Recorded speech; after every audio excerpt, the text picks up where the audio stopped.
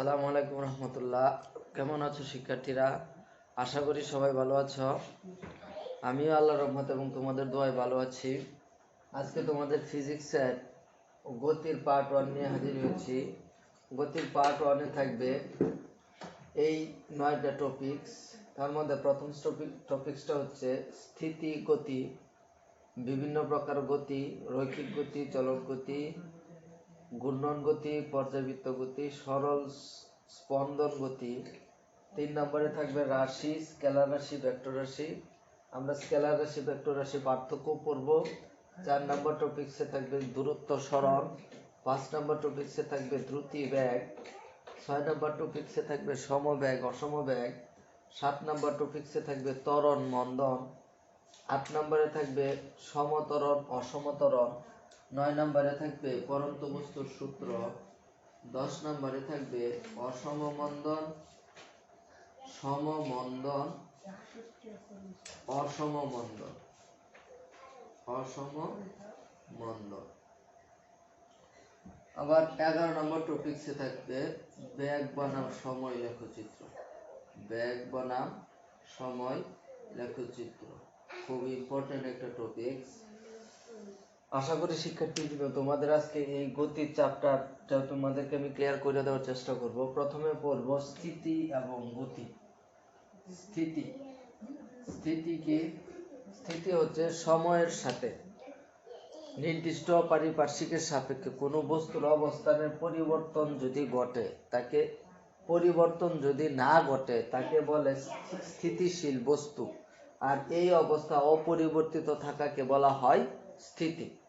অর্থাৎ স্থিতি হচ্ছে সময়ের সাথে নির্দিষ্ট পারিপার্শ্বিকের সাপেক্ষে যখন কোনো বস্তুর অবস্থানের পরিবর্তন না ঘটে, আর এই না ঘটে তাকে বলা হয় স্থিতিশীল বস্তু, আর এই অবস্থা অপরিবর্তিত থাকাকে বলে স্থিতি। আর গতি হচ্ছে সময়ের সাথে নির্দিষ্ট পারিপার্শ্বিকের সাপেক্ষে যখন কোনো বস্তুর অবস্থানের পরিবর্তন ঘটবে তাকে বলে গতিশীল বস্তু, আর এই অবস্থানের পরিবর্তনকেই বলা হয় গতি। আশা করি শিক্ষার্থীবৃন্দ তোমরা স্থিতি এবং গতি বুঝেছ। যেমন একটা চলন্ত ট্রেনে দুই বন্ধু দুই সিটে বিপরীত পাশে বসে আছে। তাদের একজনের সাপেক্ষে আরেকজন কিন্তু আরেকজনের অবস্থানের পরিবর্তন হচ্ছে না, যদিও তারা গতিশীল। একটা ট্রেনের কামরায় যদি 2টা সিট থাকে, 2টা সিটে দুই বন্ধু দুই পাশে বসে আছো।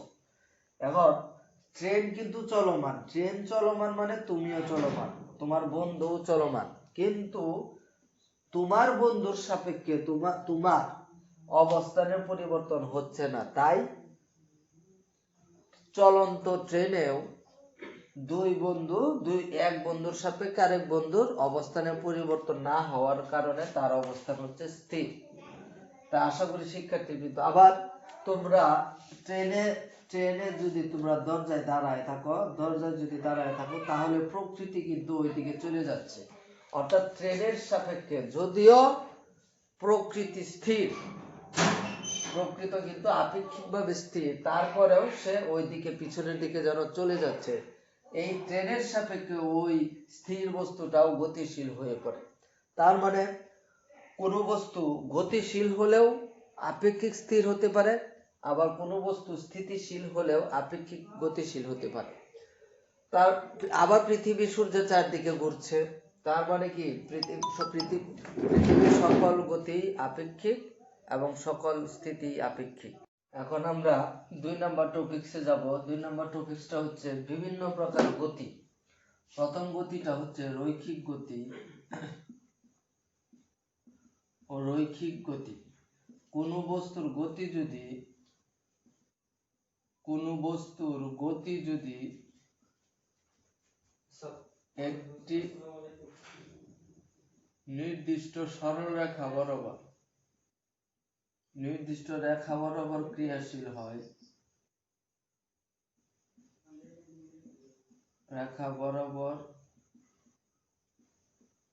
ক্রিয়াশীল হয়, তাকে রৈখিক গতি বলে। তাকে রৈখিক গতি বলে। যেমন একটি সরল রাস্তায় যদি কোনো বস্তু বা কোনো গাড়ি বা কোনো মানুষ যদি চলমান থাকে, তাকে ওই গতিটা হচ্ছে রৈখিক গতি। আশা করি তোমরা রৈখিক গতি বুঝতে পেরেছ। এখন পড়াবো আমি চলন গতি। চলন গতি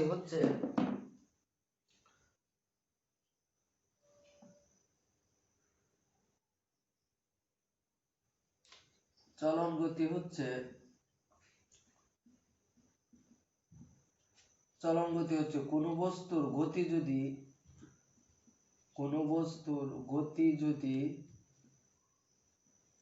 গতি যদি এমন হয় যে তার প্রতিটি কণা ওই বস্তুর প্রতিটি কণা একই দিকে সমান দূরত্ব অতিক্রম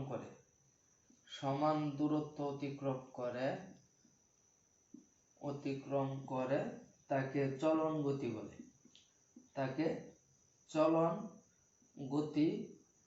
বলে। আশা করি শিক্ষার্থীবৃন্দ তোমরা চলন গতি বুঝতে পেরেছো। যেমন একটা টেবিলে যদি তুমি একটা বইকে তুমি সরাতে থাকো, তাহলে বইয়ের যে সমস্ত কণিকা আছে তা বই তো এক বা একাধিক পদার্থ এক বা একাধিক কণার সমন্বয়ে গঠিত। তোমরা কেমিস্ট্রিতে পড়েছো যে কোনো পদার্থ এক বা একাধিক অণু নিয়ে গঠিত, এক বা একাধিক ক্ষুদ্র ক্ষুদ্র কণিকা দ্বারা গঠিত। তাহলে এই বইয়ের তুমি যে টেনে নিচ্ছ, বইয়ের প্রতিটি কণিকা সমান সময়ে সমান দূরত্ব অতিক্রম করে, তাই এই গতিটা হচ্ছে চলন গতি। আশা করি শিক্ষার্থীবৃন্দ তোমরা চলন গতি এবং রৈখিক গতি বুঝতে পেরেছ। এখন আমরা পড়ব ঘূর্ণন গতি। ঘূর্ণন গতি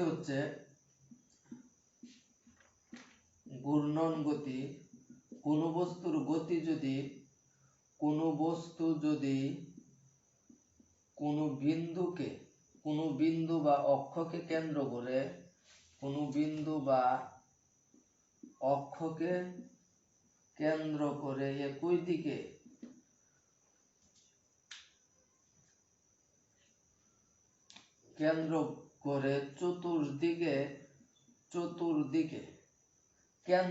চতুর্দিকে পরিভ্রমণ করে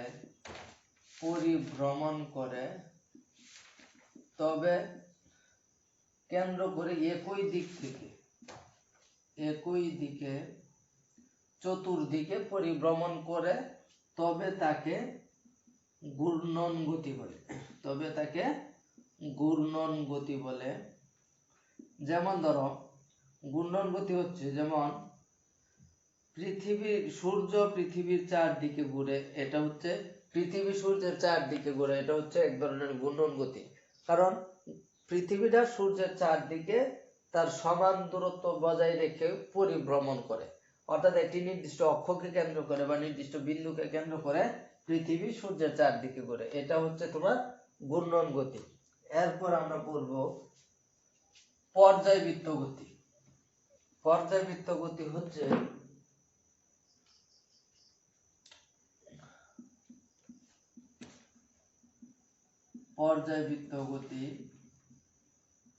কোনো বস্তুর গতি যদি এমন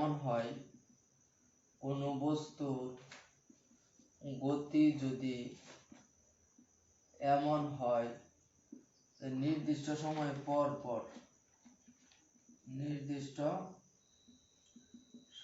পর পর কোনো বিন্দুকে একই দিক হতে পরিভ্রমণ করে,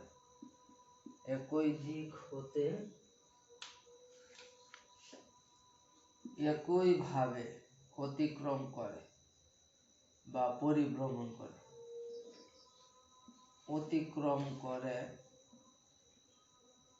তাকে পর্যায়বৃত্ত গতি বলে।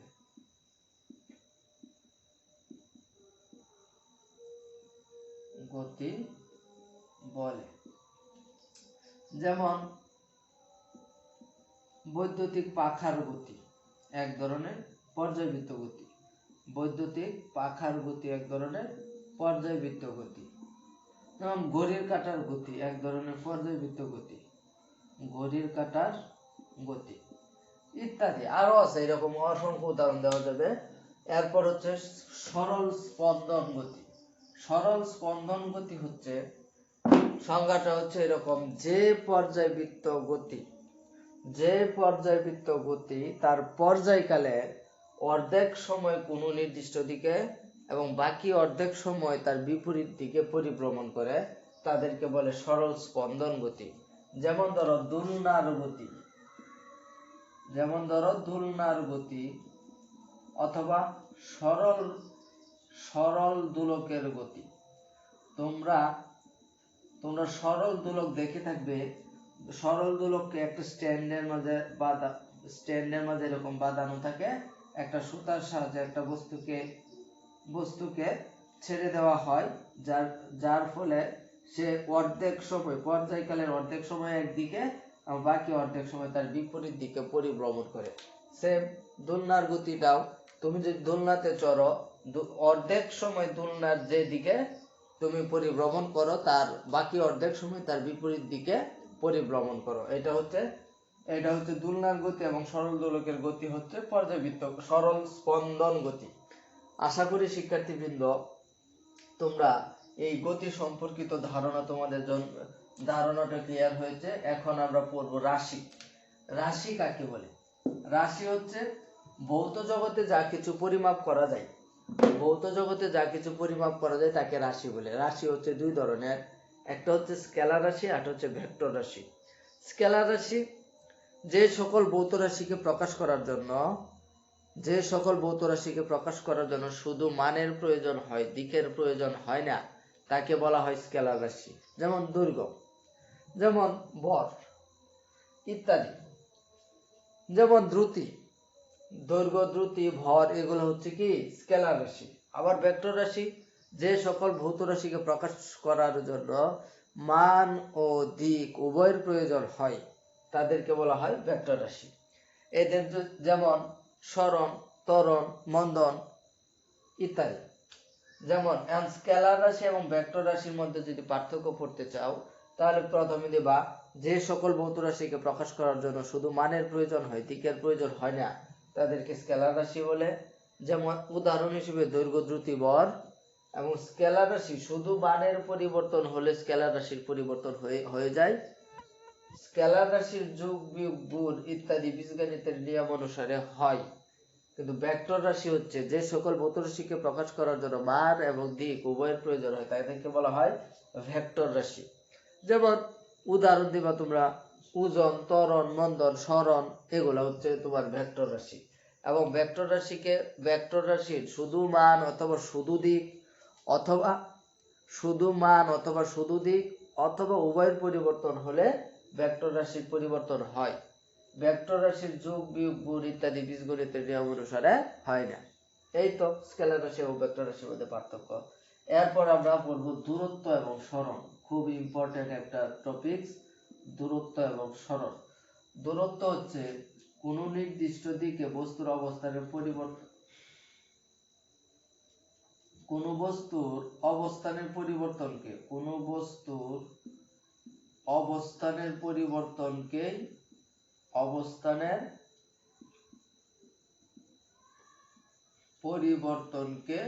দূরত্ব বলে। কোনো বস্তুর অবস্থানের পরিবর্তনকে দূরত্ব বলে। তাহলে এটা দূরত্বের একক হচ্ছে মিটার, মাত্রা হচ্ছে এল। দূরত্বের মাত্রা হচ্ছে এল, একক হচ্ছে মিটার। সরণ হচ্ছে নির্দিষ্ট দিকে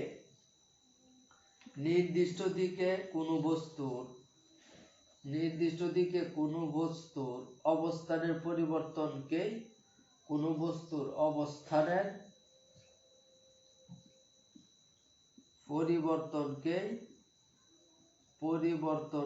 নির্দিষ্ট দিকে কোনো বস্তুর অবস্থানের পরিবর্তনকে সরণ বলে। সরণকে s দ্বারা প্রকাশ করা হয় আর দূরত্বকে d দ্বারা প্রকাশ করা হয়। দূরত্ব স্কেলার রাশি, সরণ ভেক্টর রাশি।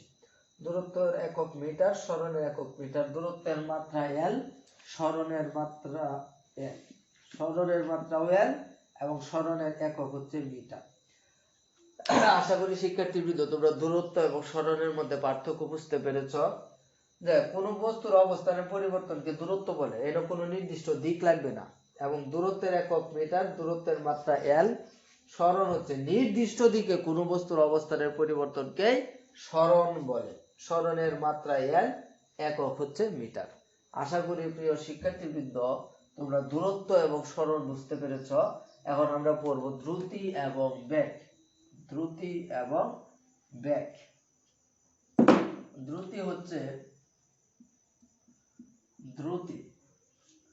দ্রুতি হচ্ছে একক সময়ে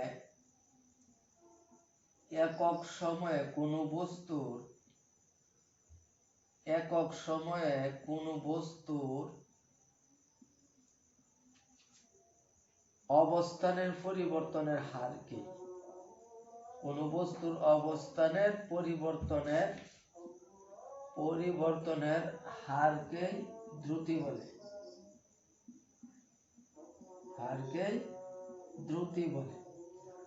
অর্থাৎ একক সময়ে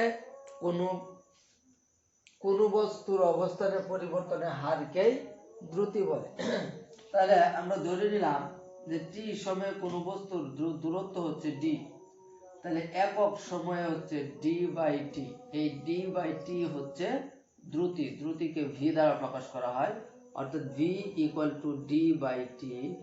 d এর একক হচ্ছে মিটার, সময়ের একক হচ্ছে সেকেন্ড, তাই দ্রুতির একক হচ্ছে মিটার পার সেকেন্ড। আবার d এর একক হচ্ছে l, সময়ের মাত্রা d এর মাত্রা হচ্ছে l, সময়ের মাত্রা হচ্ছে t, তাই এটার মাত্রা হচ্ছে lt ইনভার্স 1। আশা করি শিক্ষার্থীবৃন্দ তোমরা দ্রুতিকে বুঝতে পেরেছো। দ্রুতি হচ্ছে স্কেলার রাশি, দ্রুতিকে প্রকাশ করার জন্য মান এবং দিকের প্রয়োজন হয় না। এই হচ্ছে আমার দ্রুতির মাত্রা সমীকরণ, মাত্রা এবং এককের সমীকরণ। আশা করি শিক্ষার্থীবৃন্দ তোমরা দ্রুতি বুঝতে পেরেছো। এখন আমরা পড়ব বেগ। বেগ হচ্ছে একক সময়ে কোনো বস্তুর সরণের হারকে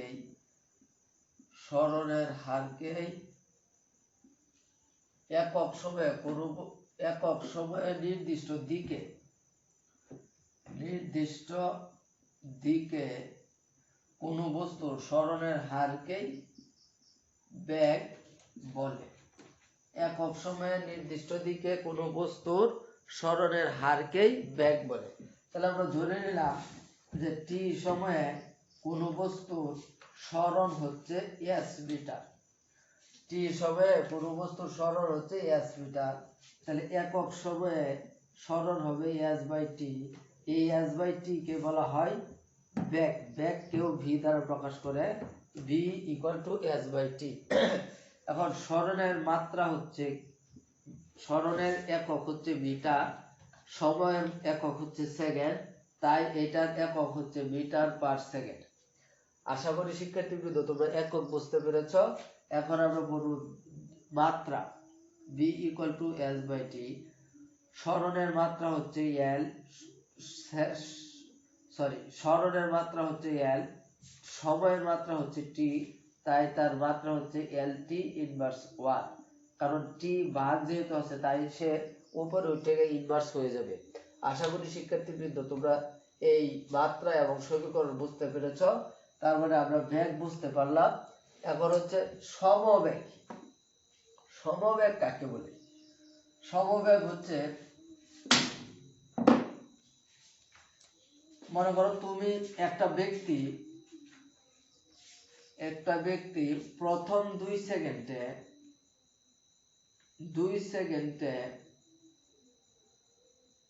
5 মিটার সরণ হয়েছে। প্রথম 2 সেকেন্ডে কোনো নির্দিষ্ট দিকে, যেমন ধরো এটা হচ্ছে পূর্ব, এটা হচ্ছে পশ্চিম। পশ্চিম। তাহলে কোন বস্তু 2 সেকেন্ডে, প্রথম 2 সেকেন্ডে 5 মিটার অতিক্রম করেছে এবং পরবর্তী 2 সেকেন্ডে 5 মিটার অতিক্রম করেছে এবং পরবর্তী 2 সেকেন্ডে 5 মিটার পথ অতিক্রম করেছে। তার মানে কোন এবং কি পশ্চিম দিকে, অর্থাৎ কোন বস্তুর তার গতিকালের কোন নির্দিষ্ট সময় পর পর যদি কোন একটি বস্তু একটি নির্দিষ্ট সময় পর পর একই দূরত্ব অতিক্রম করে এবং একই দিকে একই দূরত্ব অতিক্রম করে, বলতে হবে কোন বস্তু একটি নির্দিষ্ট সময় পর পর একই দিকে সমান পথ অতিক্রম করে, তাহলে তাকে বলা হয় সমবেগ। এখন যদি মনে করো এরকম হইতো যে প্রথম 2 সেকেন্ডে সে 5 মিটার গেছে পশ্চিম দিকে, কিন্তু পরবর্তী 2 সেকেন্ডে সে আসছে উত্তর দিকে 2 সেকেন্ডে 5 মিটার আসছে। ধরো এটা এ আর এটা বি স্থান আর এটা সি স্থান। এখন এইটা কি স্যার সমবেগ হবে? না, এটা সমবেগ হবে না, কারণ দিকের পরিবর্তন হয়ে গেছে। যদি পশ্চিম দিকে যেত, যদি একটা নির্দিষ্ট সময় পর পর দিক এবং মান যদি অপরিবর্তিত থাকে, অর্থাৎ নির্দিষ্ট সময় পর পর দূরত্বের মান, সরণের মানও একই এবং দিকও যদি একই থাকে, তাহলে ওইটা হবে সমবেগ। আর এটা সমবেগ হবে না, কারণ এটা প্রথমে গেছে পশ্চিম দিকে, পরে আসছে উত্তর দিকে। যেহেতু দিকের পরিবর্তন হয়েছে, তাই এটা সমবেগ হবে না। উপরেরটা সমবেগ হবে, কারণ 2 সেকেন্ডে 5 মিটার গেছে, 2 সেকেন্ডে 5 মিটার গেছে, 2 সেকেন্ডে 5 মিটার গেছে এবং কি পশ্চিম দিকে, অর্থাৎ দিক একই দিকে গেছে। এটা হবে সমবেগ, কিন্তু এটা সমবেগ হবে না। তা আশা করি শিক্ষার্থীবৃন্দ তোমরা সমবেগ বুঝতে পেরেছো। আর এটা হবে অসমবেগ। যেমন অসমবেগ হচ্ছে, যেমন ধরো প্রথম 2 সেকেন্ডে গেল 5 মিটার, পরবর্তী 2 সেকেন্ডে গেল 3 মিটার, পরবর্তী 2 সেকেন্ডে আসলো, ধরো এইদিকে দেওয়ার কথা, আমি এইদিকে ধরো এরকম প্রথম 2 সেকেন্ডে গেল 5 মিটার, পরবর্তী 2 সেকেন্ডে গেল 3 মিটার, পরবর্তী 2 সেকেন্ডে গেল 7 মিটার। যদি এরকম হয়, তাহলে এই বেগটা অসমবেগ। আশা করি শিক্ষার্থীবৃন্দ তোমরা সমবেগ এবং অসমবেগ বুঝতে পেরেছো। এখন হচ্ছে ত্বরণ। 12 নম্বরে একটা টপিকস থাকবে, এটা হচ্ছে গতির সমীকরণ।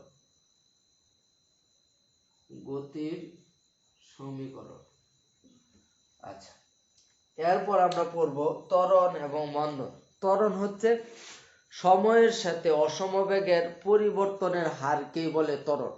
সময়ের সাথে অসমবেগের পরিবর্তনের হারকেই বলে ত্বরণ। ধরি টি সময়ে, সংজ্ঞাটা লিখে নাও, সময়ের সাথে অসমবেগের পরিবর্তনের হারকে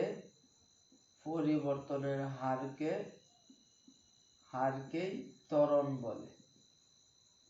এই ত্বরণ দুই ধরনের, একটা হচ্ছে ধনাত্মক ত্বরণ, এটাকে ধনাত্মক ত্বরণ বা ত্বরণ বলে, আর একটা হচ্ছে ঋণাত্মক ত্বরণ, ওইটা হচ্ছে মন্দন।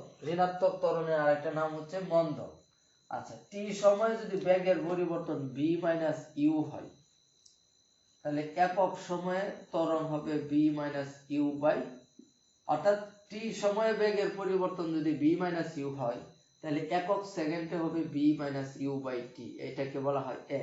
সুতরাং a = v - u by t। এটা কিন্তু একটা গতির সমীকরণ, এবং এটার মান যদি ধনাত্মক হয়, তাহলে এটাকে বলা হয় ধনাত্মক ত্বরণ বা ত্বরণ। এটার মান যদি ধনাত্মক হয়, তাহলে এটাকে বলা হয় ধনাত্মক ত্বরণ বা ত্বরণ। আর এটার মান যদি ঋণাত্মক আসে, ওইটাকে বলা হয় মন্দন। অর্থাৎ সময়ের সাথে অসমবেগের পরিবর্তনের হার যদি মাইনাস আসে, সময়ের সাথে অসমবেগের পরিবর্তনের হার যদি মাইনাস আসে ওইটাকে বলা হয় মন্দন, আর সময়ের সাথে অসমবেগের পরিবর্তনের হার যদি ধনাত্মক আসে ওইটাকে বলা হয় ত্বরণ। এখন সমত্বরণ, সমত্বরণ খুব ইম্পর্টেন্ট একটা জিনিস, আমাকে বুঝতেই হবে। সমত্বরণ, সমত্বরণ, সমত্বরণ হচ্ছে কোন বস্তু, ধরো প্রথম 5 সেকেন্ডে বস্তুটির বেগ 20 মিটার পার সেকেন্ড, প্রথম 5 সেকেন্ডে বস্তুটির বেগ 20 মিটার পার সেকেন্ড উত্তর দিকে, এবং পরবর্তী 5 সেকেন্ড তার বেগ 20 মিটার পার সেকেন্ড, অর্থাৎ এবং কি উত্তর দিকে, দিক সেম হতে হবে, মনে রাখতে হবে দিক সেম হতে হবে। পরবর্তী 5 সেকেন্ড বস্তুর বেগ 20 মিটার পার সেকেন্ড এবং উত্তর দিকে। প্রিয় শিক্ষার্থীবৃন্দ, তোমরা এখান থেকে দেখতে পাচ্ছ কে থেকে বি তে আসলো, বি থেকে সি তে আসলো এবং ডি তে আসলো, এবং প্রত্যেকটা দিকই কিন্তু উত্তর দিক। এখন প্রথম সময়ও কিন্তু সেম এবং বেগও সেম। যদি যদি এটা কিন্তু বেগের পরিবর্তন, অর্থাৎ একটা নির্দিষ্ট সময় পর পর যদি কোনো বস্তুর বেগের মান ও দিক অপরিবর্তিত থাকে তাহলে তাকে বলা হয় সমত্বরণ, তাহলে তাকে বলা হবে সমত্বরণ। এই সমত্বরণে গতিশীল কোনো বস্তুর দূরত্ব নির্ণয়ের সূত্র দুইটি। দূরত্ব হচ্ছে s = ut plus half at square অথবা b square = u square plus 2as। এই দুইটা সমীকরণের সাথে যে কোনো একটা সমীকরণ বসাইলেই আমরা সমত্বরণে গতিশীল কোনো বস্তুর দূরত্ব বের করতে পারবো। প্রিয় শিক্ষার্থীবৃন্দ, আশা করি সমত্বরণটা তোমরা বুঝতে পেরেছ। অসমত্বরণ এটা যদি 20 মিটার পার সেকেন্ড না হয়ে যদি 18 মিটার পার সেকেন্ড হইতো, অথবা এটা যদি 20 না হয়ে যদি 16 হইতো, তাহলে এটাকে বলা হইতো অসমত্বরণ। আশা করি শিক্ষার্থীবৃন্দ তোমরা বুঝতে পেরেছ সমত্বরণ এবং অসমত্বরণ কি। এখন আমরা পড়ব পরন্ত বস্তুর সূত্রাবলী। পরন্ত বস্তুর সূত্রাবলী আমরা পড়ব। পরন্ত বস্তুর সূত্রাবলী, প্রথম সূত্র, পরন্ত বস্তুর সূত্র, স্থির অবস্থান হতে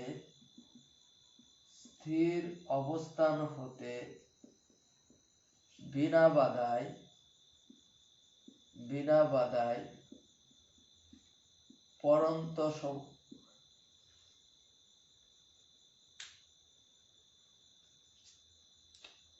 পরন্ত বস্তু সমান সময়ে সমান দূরত্ব অতিক্রম করে, সমান সময়ে সমান দূরত্ব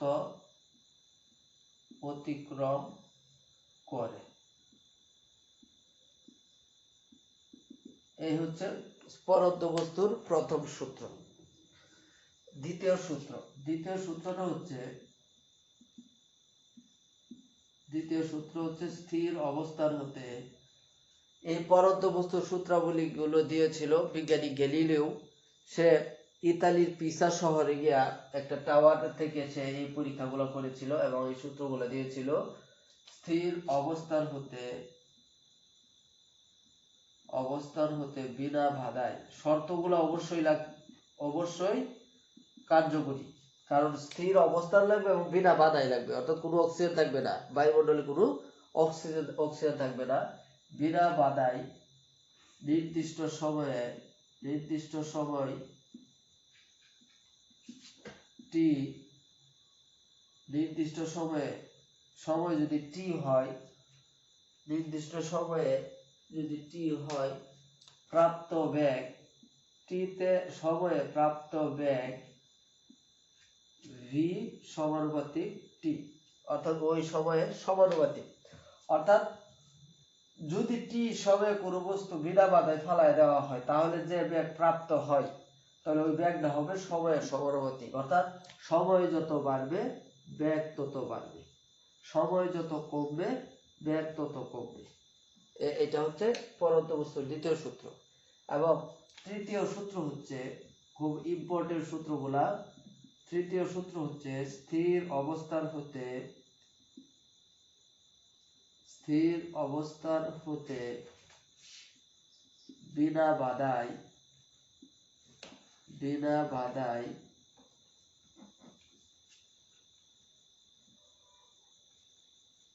পরন্ত বস্তু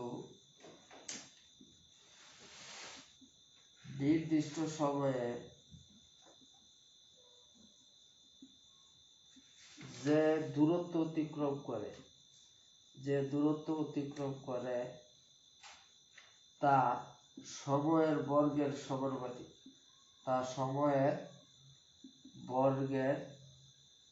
সমানুপাতিক। অর্থাৎ যদি h দূরত্ব অতিক্রম করে, যেহেতু পরন্ত বস্তু তাই দূরত্বটা হবে h সমানুপাতিক t স্কয়ার। এই হচ্ছে পরন্ত বস্তুর তৃতীয় সূত্র। প্রিয় শিক্ষার্থীবৃন্দ, এই পরন্ত বস্তুর সূত্রাবলীগুলো হচ্ছে h ইকুয়াল টু, এই অংশটুকু দেখা যাবে, হ্যাঁ, h equal to ut plus half gt square. 2 number হবে b স্কয়ার সমান u square plus 2gh। 3 number হবে v equal to u plus gt। এই তিনটা সূত্র ইউজ করে আমরা পরন্ত বস্তুর গতি নির্ণয় করব, পরন্ত বস্তুর দূরত্ব নির্ণয় করব, পরন্ত বস্তু বর্তে সময় নির্ণয় করব। এবং এই সূত্রগুলা তোমরা যখন কাজ ক্ষমতা শক্তি পড়বে ওই কাজ ক্ষমতা শক্তিতে ব্যাপক কাজে লাগবে। প্রিয় শিক্ষার্থীবৃন্দ, আশা করি তোমরা এই 9 নাম্বার টপিকসটা তোমরা বুঝতে পেরেছ। এরপর হচ্ছে সমমন্দন হচ্ছে, এটা আসলে ওই টপিকসের 8 নাম্বার টপিকসের সাথে থাকার কথা ছিল, এটা ভুলে 10 নাম্বারে চলে গেছে। সমমন্দন হচ্ছে, ধরো কোন বস্তুর বেগ যদি একটা নির্দিষ্ট সময় পর ধরো a থেকে b তে আসলো, b থেকে c তে আসলো, এখানে 2 সেকেন্ডে বস্তুর বেগ যদি 20 মিটার পার সেকেন্ড হয় এবং পরবর্তী 2 সেকেন্ডে যদি 18 মিটার পার সেকেন্ড হয়, পরবর্তী 2 সেকেন্ডে যদি 16 মিটার পার সেকেন্ড হয়, অর্থাৎ একটা নির্দিষ্ট সময় পর বেগের মান সমান হারে কমতেছে। যদি সময় হারে কমতে থাকে, কি একটি নির্দিষ্ট সংজ্ঞাটা হবে এরকম, কোন বস্তুর বেগ যদি একটি নির্দিষ্ট সময় পর সমান হারে কমতে থাকে তাকে বলা হয় সমমন্দন। আর যদি অসমমন্দন যদি বলা হয়, যদি একটি নির্দিষ্ট সময় পর বেগের হার সমান হারে না কমে, দেখো প্রথমে কমেছে 2 মিটার পার সেকেন্ড, পরবর্তীতে কমেছে, এটা কত দিলাম, 16 না দিয়ে আমি 17 দিলাম, এখানে 1 মিটার পার সেকেন্ড কমেছে। যেহেতু একটি নির্দিষ্ট সময় পর বেগের পরিবর্তন অর্থাৎ বেগের হ্রাসের পরিমাণটা সমান না, তাই এটা অসমমন্দন।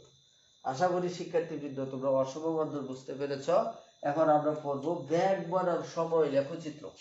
তার আগে আমরা গতির সমীকরণগুলো পড়ে নেই।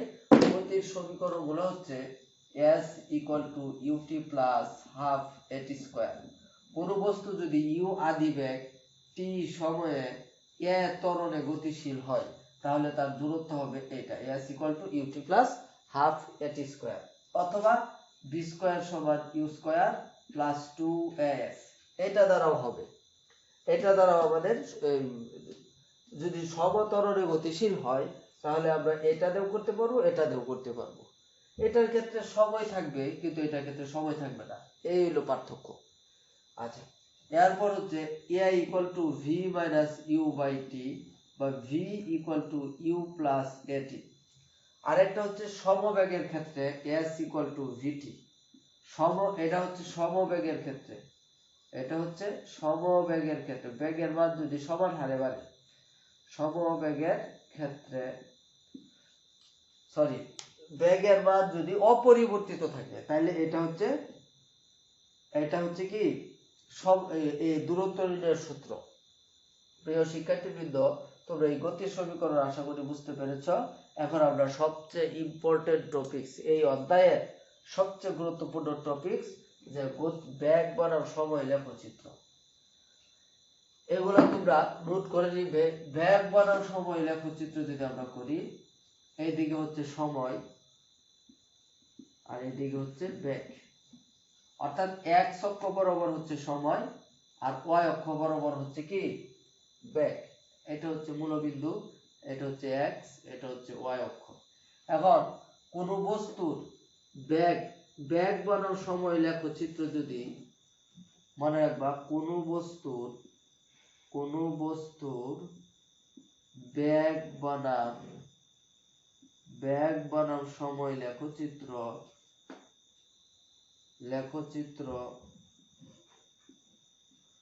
ঊর্ধ্বমুখী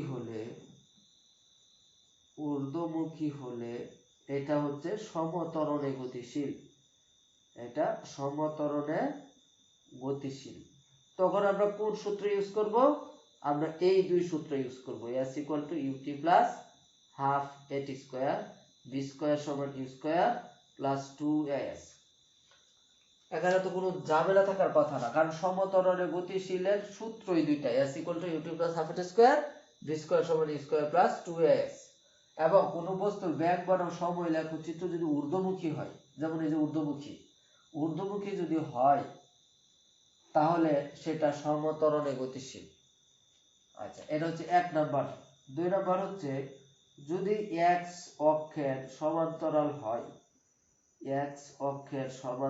হয় তাহলে তা সমবেগে গতিশীল। সমবেগের গতিশীল একটু আগে আমি পড়াইছি, s ইকুয়াল টু ভিটি।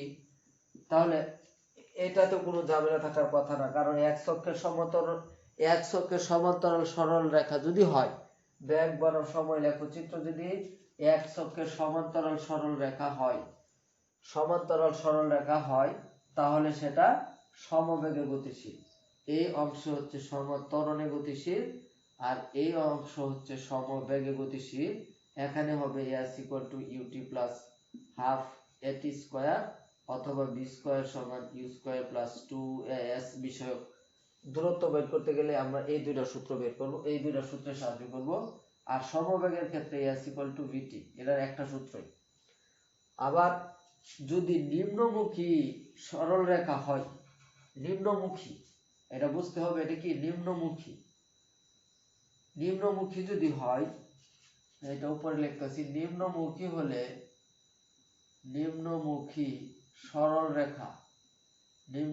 সরল রেখা হলে এটা হচ্ছে সমমন্দনে গতিশীল। এটার সূত্র হচ্ছে s equal to u t plus half a t square অথবা বি স্কয়ার সমান ইউ স্কয়ার প্লাস 2as। এটা হচ্ছে সমমন্দন। সূত্র হচ্ছে s equal to u t plus half a t square অথবা বি স্কয়ার সমান ইউ স্কয়ার প্লাস 2as। প্রিয় শিক্ষার্থীবৃন্দ, তোমরা আশা করি তোমাদের এই বেগ বনাম সময় লেখচিত্র কিভাবে গতিশীল, কিভাবে কোন দিকে গেলে কিভাবে গতিশীল হয় এবং দূরত্বের সূত্র কিরকম হয়, আশা করি তোমরা বুঝতে পেরেছ। এই হচ্ছে তোমাদের এই গতি অধ্যায়ের তোমাদের সিকিউ বিষয়ক কথাবার্তা।